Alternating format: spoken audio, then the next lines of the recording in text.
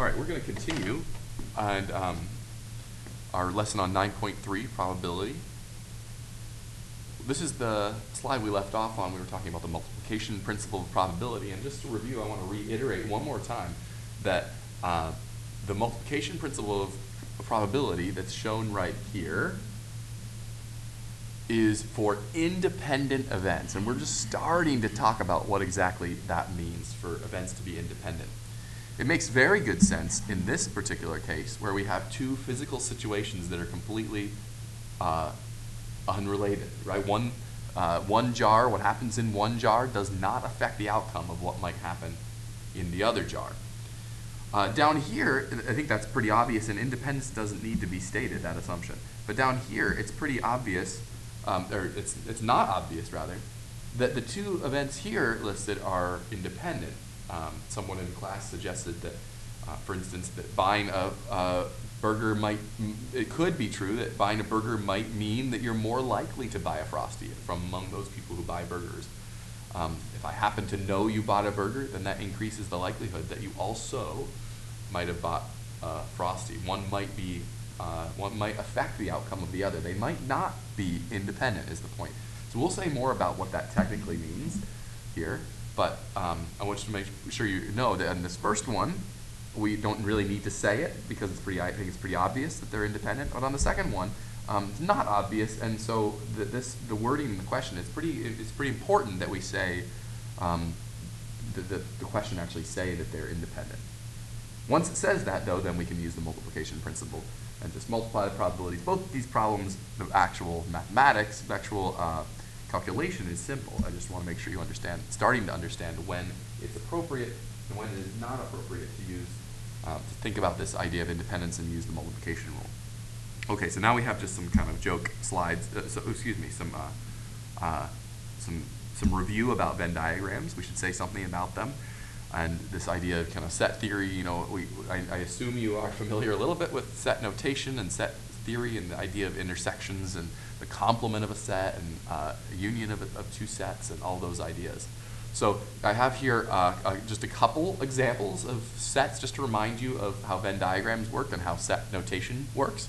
So the first one is how we might P of A here. This is the probability of A and the probability of B. These are two events, A and B. And the probabilities here are represented as areas. The rectangle is called the universal set, and the rectangle is not just there for decoration. It is there to represent the entire probability space. So if we're thinking about each of these regions as representing some meaningful area in terms of the probability, then the area of the entire universal set is, well, what would it be? Well, it would be 1, right? Or 100% of all of the events, right? All of the events are represented there. So event A, the outcome A is highlighted here, but over here we have not A, so that'd be everything highlighted in yellow over in this diagram. Okay, let's take a look at another one. What is A or B? Well, it'd be this kind of MasterCard region where the two of those are, everything, both all of A and all of B. And notice there's a little bit of overlap, but nothing outside of those regions. You've seen this before. And by the way, I hope you're comfortable with this notation. This is a union, we might say, of two sets. That symbol is a cap, is a cup in math, and it means union, or you might read it as simply or, A or B. Over here we've got A and B. We've already mentioned that to you today on the last slide. And the probability of A and B we can write using the intersection symbol, right? That's the intersection of sets A and B. That's a cap symbol. And of course that's depicted in the picture. I think none of this should be news to you, but you might want to also think hard about, what would it mean to do A, not A, intersect B, or something like that? What would that look like, right? I've shown you just some easy ones, but you can get a little crazier with this. All right, and then just some kind of funny joke slides to make fun of Venn diagrams. Haha, hilarious.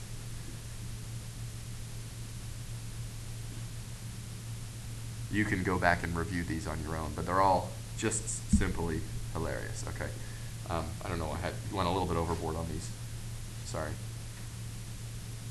Things your cat destroys things you own. Okay, it's hilarious, like I said. All right, back to your regularly scheduled probability lesson. Okay, so suppose that we're at a fast food chain restaurant. We're trying to avoid any use of copyrighted names in this presentation, just like your book. We're kind of making fun of your book because it does that too.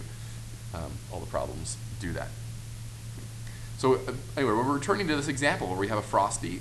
The probability of someone ordering a Frosty is 0.2, and the probability that someone orders a burger is 0.5. What's the probability that a customer orders? The probability that a customer orders both is 0.1. Find the probability that a customer orders, and then we have all these other questions. So let's first, before we deal with all these other questions, let's first take a look at this diagram. Just pulled it up here, and I think let's not even ask the questions. Let's just start trying to fill out these areas. Okay. So this area of both, okay, we understand that to mean this area right here, the intersection between them. I think that's what's being told to us there. That we order both probably is 0.1. That's just this region. Anytime I label a region, I'm going to label that region as including all the region it's inside, all the way up to its boundaries. So that's this little football-shaped area is 0.1.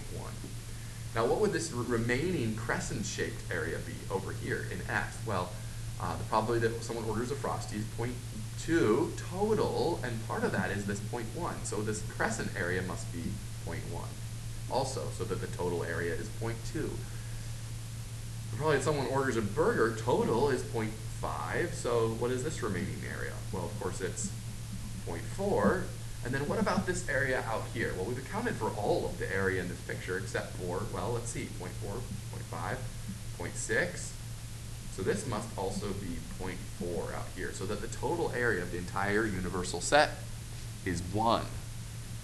All right, moving now into the questions that are being asked. I think that doing that work on top of, in front of this process means that we can answer these questions with ease. Let's take a look now. A burger, what's the probability that someone orders a burger, but does not order a Frosty? So where in this picture are all the burger orderers who did not order a Frosty? Well, that'd be this crescent region over on the right. That'd be the probability of burger, but not a Frosty, and no Frosty. So that'd be the intersection of these two sets, if you want to write it technically, right? And that would be that crescent region, 0.4 is the answer to that question. I think it's good to practice this way of writing these down. It's not required to answer the question. We just look at the picture and just write down the answer 0.4, right? But let's, just for fun, let's also try to practice our set notation. A Frosty, what about the probability of getting a Frosty but does not order a burger? So a Frosty but not a burger. Okay, so they order Frosty and they do not order a burger. All right, well that would be the other crescent area, that'd be 0.1. You see how we've already kind of answered by drawing that picture and labeling it properly. We've already kind of answered all these questions. Neither a Frosty or a burger, we also answered that question. You could write this in two ways. You could write, and this gets into a little bit of logic stuff, if you remember De Morgan's laws. Neither a Frosty nor or a burger. So what would that mean? That'd mean you could write Frosty or burger, not, right? The other way you could write that is the probability of not a Frosty and not a burger. Either way of those are both the same. And in either case, you get 0.4, right? That's the area on the outside. Neither a Frosty or a burger, nor a burger, I guess I should say. All right. A burger given, okay, now this is the new one, and we haven't talked about this yet. So let's think hard about this one. A burger, what's the probability that someone orders a burger given that they ordered a Frosty? Okay, so I want you to understand what this is asking. It says, imagine someone walks out of Wendy's, excuse me, oh, shouldn't have said that. And they have a Frosty in their hand, right? So I don't know what they ate inside of the restaurant, but I know that they're a Frosty buyer, right? So it must be true that they're in this area that I'm currently shading. right? They must be one of these people. So from among all of those people, because I know the person walking out is one of those types of people, what is the probability that if you're in that circle, that you ordered a burger? That's what this means. When we say we're asking for the probability of a burger, of someone ordering a burger, given that they ordered a Frosty. So who are those people that ordered a burger among those who ordered a Frosty? Well, it'd be the football people, right? Those are the people who ordered both. So that'd be 0.1 out of the a total 0.2. So is it obvious just by looking at the picture that the answer to this is 0.5? It's 50%. Is it obvious that that football, even though it doesn't look like it, is not to scale in this picture, but the football is half the area of the total Frosty circle? Now, let's backwards engineer what we just did, because I think it makes intuitive sense. We're narrowing our view to this circle, which has an area of 0.2, and half of those people who had a Frosty in the F circle also bought a burger. So that's how we came up with that. It's half the area there, right? So if we thought about what we just did, we did 0.1 over 0.2. That's how we computed that. And the way we're going to write that, I mean, you can see how I'm going backwards on this one here, is the probability that someone ordered a burger given that they ordered a Frosty. Those of you who are in stat, or if you've ever thought about probability before, maybe you've thought a little bit about this idea of conditional probability. That's what we're actually referring to here, and we'll say a little more about it in the coming slides. So that's the probability of a burger given a Frosty, and that's how we write that. And we'll say more about that in a minute. Okay, and then finally, let's look at E. Is the probability of ordering a burger, the probability of B, changed by the fact that ordering a Frosty has occurred? Okay, so what was the probability of a burger? It was 0.5, wasn't it? The probability of a burger was 0.5. So let's write that down again. The probability of a burger, just straight up, is 0.5 with no conditions. Now, what happens if someone, so the point is, what we're making here is, if someone comes out, if I'm taking surveys of people who came out, and I ask them, now what, did you have a burger? The probability that they say, yes, I had a burger, is 50% apparently, right? That's what this means. But now someone comes out and has, again, like a Frosty in their hand, right? What's the probability that that person had a burger? Is it changed by the fact that I have this new information that they have a Frosty? Well, it turns out that the answer to that is the fact that they have a Frosty actually turns out maybe not to matter. My guess about whether they had a burger or not is actually still 50% chance. It's unchanged. The fact that they had a Frosty didn't end up mattering. The probability is still 50%. So this is one way to talk about independence. I'm going to flash this up at the bottom here. So when this is true, this last piece here, I'm kind of not just using this as an example, but an opportunity to teach you this idea. When the probability of ordering a burger, probability B, is unchanged by F occurring, right? That's the probability of B given that F did occur. Then we say that the two events are independent, and that should make sense from like an English grammar point of view, right? Like if ordering a Frosty doesn't affect whether someone orders a burger, then I think that's a good word for it. That we would say that those two things are independent of each other, and that happens when the probability of B is equal to the probability of B given that F has occurred. That's like the math way to think about it, but also should make intuitive sense. So now let's actually formalize this notion. The conditional probability is what we've just been talking about, and it's defined using this notation, and it's the probability of the intersection of the two events, that is probability of A and B occurring, divided by the probability of just A. So this should make sense based on our last picture. I think that's why it's a good idea to, like I did in the previous slide, to introduce this idea before, without formalizing it first, because it's actually not a terrible idea. So in our last picture, at least, this is not always the picture, but in our last example, wasn't it just this region, the football region, which we would call the probability of A intersection B, divided by the volleyball area, which is the probability of A? All right, so here's your simplified conditional probability formula. Now, I do want to be clear, it's not always true that the things we're computing look like this, right? You know, it just so happens on the last example that's how it looked. And by the way, of course, I chose a volleyball because a volleyball volleyball is the best sport. So I had to pick that. I didn't pick a soccer ball or other things, which you might have picked. But there's another nice applet I'll point you to. You can go check that out. That kind of helps you with your intuition about this. But I hope just from the picture on the last slide that you gain some intuition.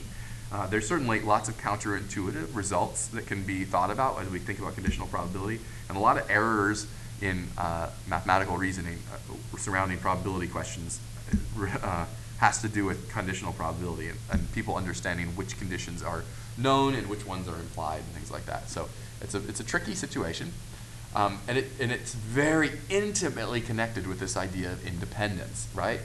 So let's say something about independence again. Let's come out and say it now, right? We've kind of hinted at it, but let's actually say it. The events A and B, we are going to say now, finally, are independent if and only if the probability of A is equal to the probability of A given that B has occurred, right? And that's the way that we kind of phrased it in the Frosty burger example, right? The fact that someone had a burger, the fact that someone had a Frosty didn't affect whether they did or did not have a burger. It just had no bearing. It was independent. Now there are two other ways we can write this though. We can also write this way, right? Obviously the probability of B is independent of A also, if A is independent of B. And you can actually check this using the algebra that those two things are the same, using the definition on the last slide. And then there's one last really helpful way to conceptualize it, and that's to run the multiplication principle that we opened this presentation with this time around. Run it backwards, right? It should be true. I mean, this has actually appeared already on our slides today. And it turns out that if you want to calculate the probability of the intersection of two events, then you can multiply them, right? Provided that they're independent. That was our rule at the beginning of today's lesson.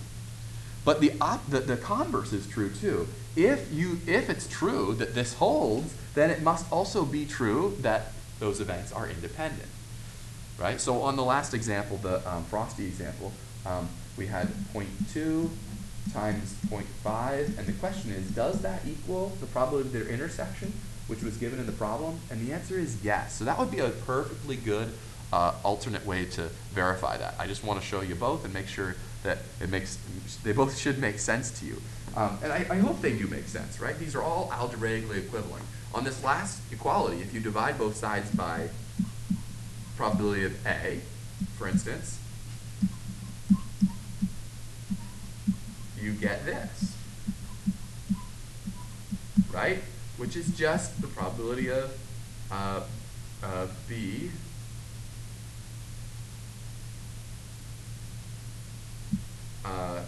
if they're independent. This is the same as the probability of B given A, right? So this is what this second one right here says, right? We just kind of proved that, right?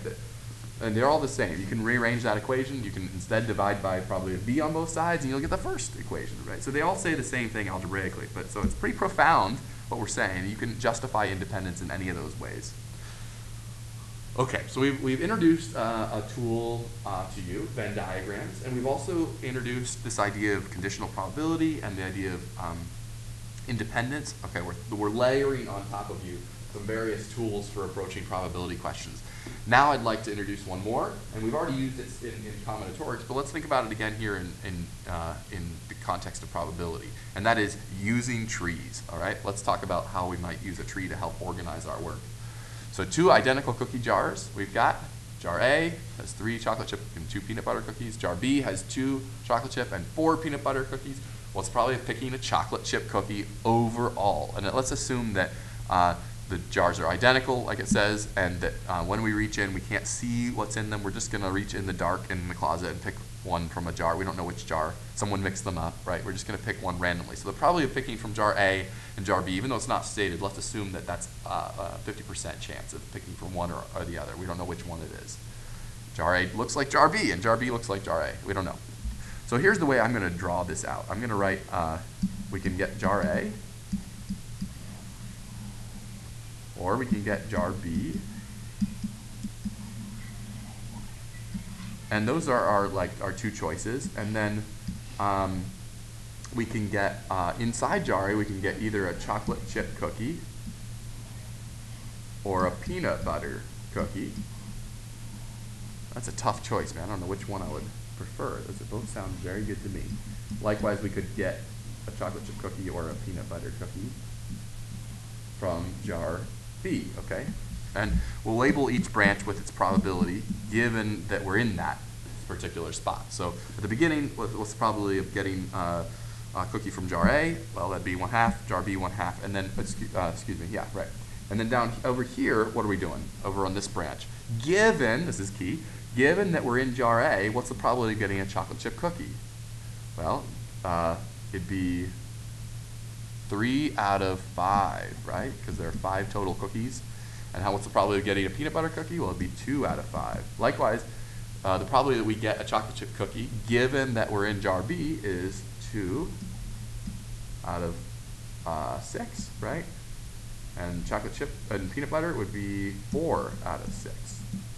Okay, so what are we finding now? Okay, so the reason this is helpful, what does it say? What's the probability of picking a chocolate chip cookie?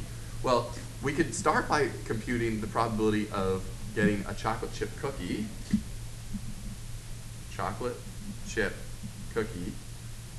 given that we're in jar A, right? So this is the probability, excuse me, yeah, just from jar A. I'm sorry, let's say this a little bit better. We want to know what's the probability that we get, there are kind of 2 possibilities here, right? We want to see, well, there are 2 ways to get a chocolate chip cookie. We could have gotten one that is a cookie that is both a chocolate chip cookie and is from jar A. And that is going to be the product of those 2 things, right? That's the probability of jar A times the probability of a chocolate chip cookie given that we're in jar A. And that would be, and you don't need to write all this out. I just want to justify why it makes sense that we can multiply these. 1/2 times 3/5. So what's the probability of getting a chocolate chip cookie from jar A? The answer is 3/10, right? Likewise, what's the probability of picking a chocolate chip cookie that is from jar B? And the answer to that is 1/2 times 2/6. So that'll be 1/6. All right, and then the question is, what is the overall probability of getting a chocolate chip cookie altogether, right? And the answer would be the sum of those 2 things, right? It'd be the probability, so what's the probability of getting a chocolate chip cookie altogether, which is the question we're trying to ask. Well, it's the probability of getting a chocolate chip cookie from jar A plus the probability of getting a chocolate chip cookie from jar B. Right? And that'll be 3/10 plus 1/6. 3/10 plus 1/6, which is 7/15 if you work it out. All right. So that's the answer to our final question. But we should just to make sure we're not crazy, let's also compute these other 2 probabilities that we didn't compute here. We won't write it out, but what would it be? This one is 1/2 times 2/5 is equal to 2/10 if you like, or you could say 1/5, but I like 2/10. And then down here we can say this is 1/2 times 4/6, which is equal to, I'm going to write 2/6 if that's okay with you.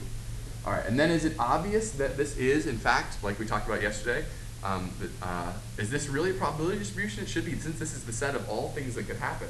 Is it true that 3/10 plus 2/10 plus 1/6 plus 2/6 is equal to 1? It should be. This is the set of all things that can happen, right? You can get a chocolate chip cookie from jar A, up here. You can get a chocolate chip cookie from jar B, or you could get a peanut butter cookie from jar A, or you could get a peanut butter cookie from jar B, right? That's the set of all possible things that could happen. And we have their probabilities now, and they should, since it's the set of all things, should add up to 1. And of course, check those things I just circled, they should, of course, add up to 1. All right, now let's, keeping with this same example, ask another question that kind of bridges on the notion of the stuff we were talking about earlier, this idea of conditional probability. Assuming you picked a chocolate chip cookie, assume that's pretty key. What's the probability it came from jar A? So I see you walking out of the kitchen, randomly having chosen a chocolate chip cookie. What's the probability it came from jar A? That's the big question, right? That is, what's the probability of your cookie being from jar A, given that you picked a chocolate chip cookie? All right, so let's just apply brutally this formula. We could try to construct a picture or something like that, but this formula should work for us. We said it's the probability of jar A and a chocolate chip cookie divided by the probability altogether of a chocolate chip cookie, which is beautiful because we already computed this, right? The top, let's return to the other slide, jar A and a cookie, a chocolate chip cookie, is the one we computed right here. It's 3/10. And a chocolate chip cookie altogether, we just computed back here, is 7/15, right? That was a little bit tricky to compute. The top one was pretty easy, but the bottom one took a little bit of work, with that tree diagram to get. But now that we have those things, we can plug them into this formula, and we can get the probability that you holding a chocolate chip cookie must have come from jar A. Well, it's 9/14 is the answer, what that comes out to, or approximately 64.3%. We like those three significant figures, all right? Which should make sense from like an intuitive standpoint too, because does that make sense to us? Let's go back and look just for a second. If you were walking out with a chocolate chip cookie, I'm gonna guess that you got it.